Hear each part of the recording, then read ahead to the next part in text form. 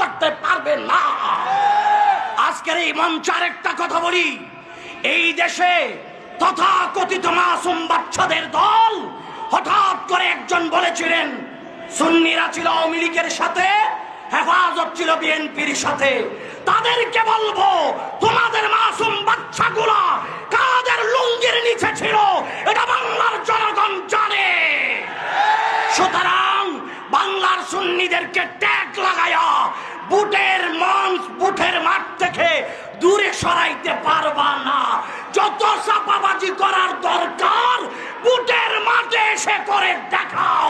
এটা রইসুদ্দিনের রক্তের বিনিময় সুন্নিদের আবারও সচেতনতা শুরু হয়েছে। আমার ভাই আবু নাসের জিলানীকে গত 2-1 দিন আগে চট্টগ্রাম বোয়ালখালীতে যেই মিথ্যে মামলা, ষড়যন্ত্রমূলক মামলা দেওয়া হয়েছে, এই দেশের সুন্নি জনতার জোর দাবি তার মামলা প্রত্যাহার করা হোক। আসসালামু আলাইকুম।